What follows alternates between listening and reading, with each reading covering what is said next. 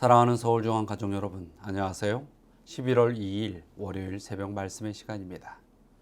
한 주를 시작하는 이 월요일 새벽에 이 말씀들이 또 한 주를 살아가는 여러분의 생애에 큰 힘이 되시기를 바랍니다.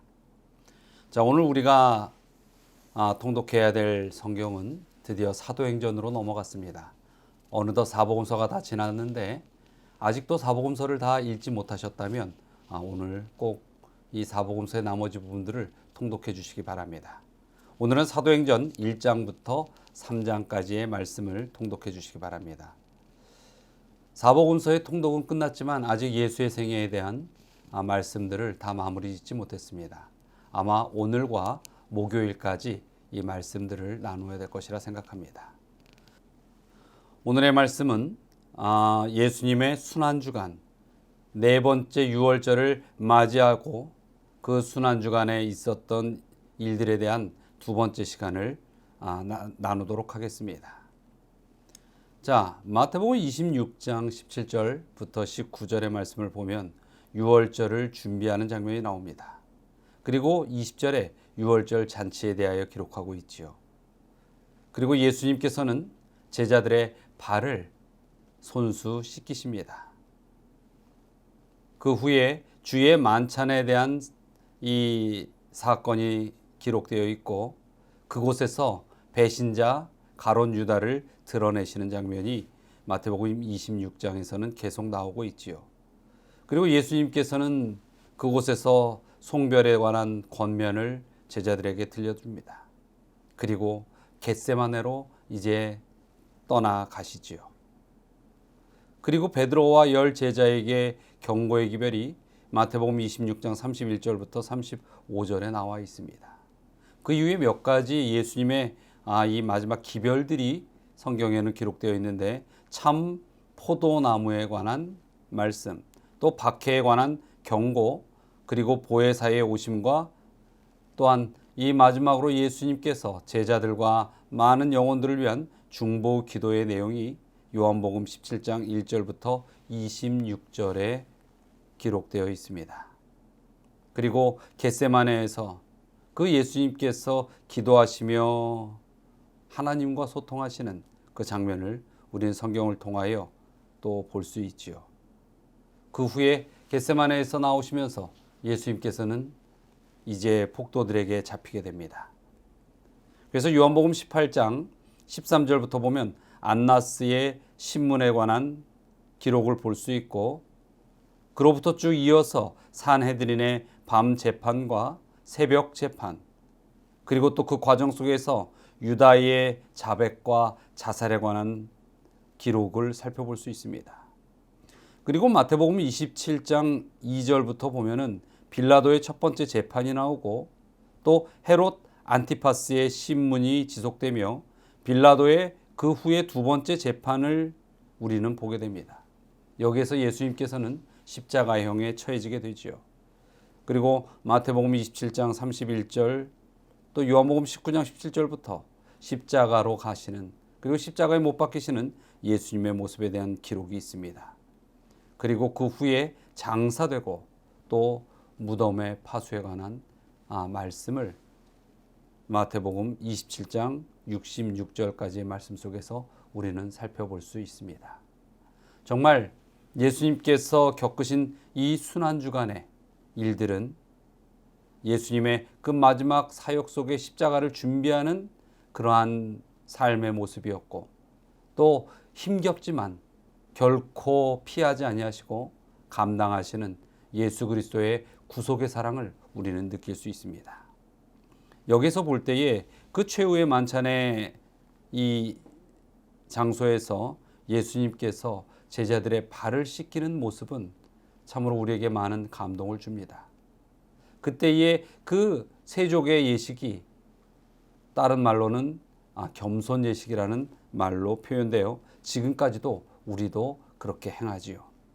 자, 요한복음 13장 8절의 말씀을 한번 보도록 하겠습니다. 베드로가 가로되 내 발을 절대로 씻기지 못하시리이다. 예수께서 대답하시되 내가 너를 씻기지 아니하면 내가 나와 상관이 없느니라. 예수님께서 발을 씻기지 아니하면 아무런 상관없는 사람이 된다라는 이 말씀, 이것은 무슨 의미일까요? 그것은 이 더러운 발을 씻기듯이 예수님께서는 우리의 영혼의 죄를 씻기기 위하여 오셨다는 것입니다. 즉 예수님께서 우리의 죄를 씻기지 아니하면 예수님의 오신 목적도 나에게 의미가 없는 것이고, 또 우리의 생애는 생명으로 갈 수 없는 그러한 불행의 인생이 되고 마는 것입니다.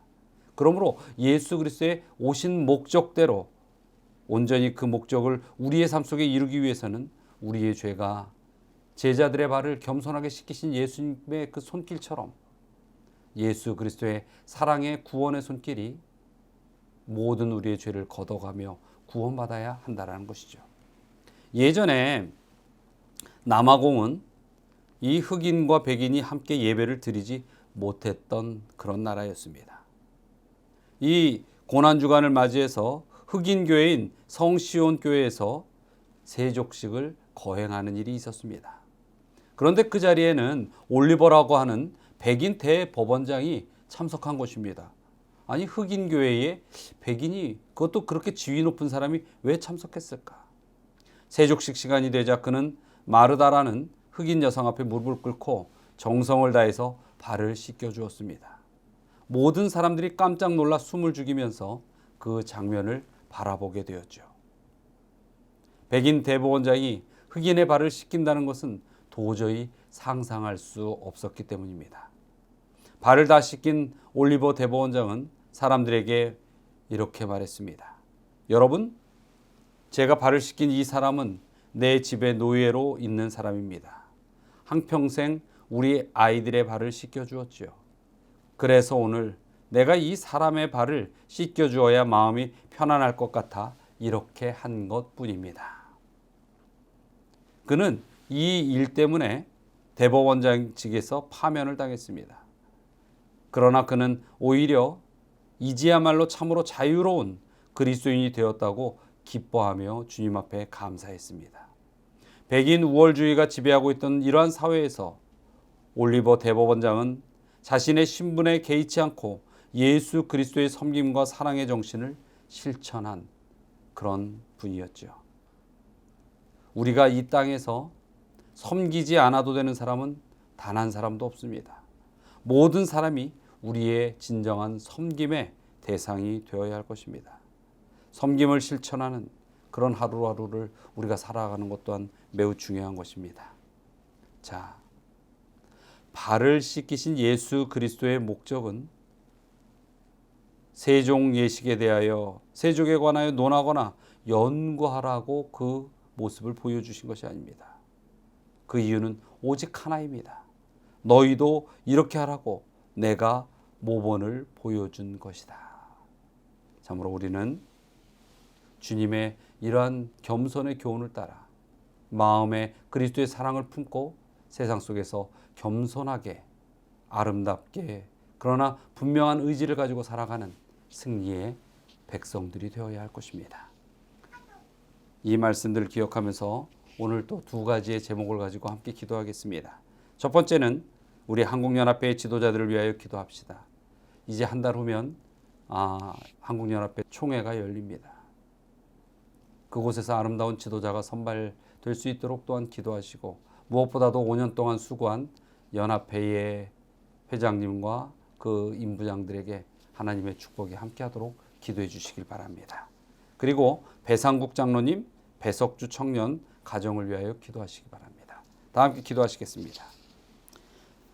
사랑과 은혜가 많으신 하나님, 참으로 주님의 다함이 없는 사랑이 이 땅에 항상 영적으로 담비와 같이 흘러내릴 수 있게 하여 주시옵고, 특별히 이 남은 무리의 마지막 기별과 선교를 위하여 주님께서 세우신 한국연합회의 지도자들을 주님께서 기억하여 주시고 온전히 축복으로 인도하여 주시옵소서. 또 두 가정을 위하여 기도드립니다.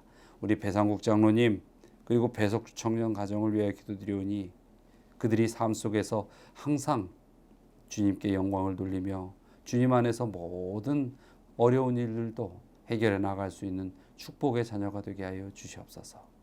오늘 하루도 주님의 은혜 가운데 온전히 승리하는 믿음의 생애를 살아갈 수 있도록 인도하여 주시옵길 바라며 예수 그리스도의 이름으로 기도드리옵나이다.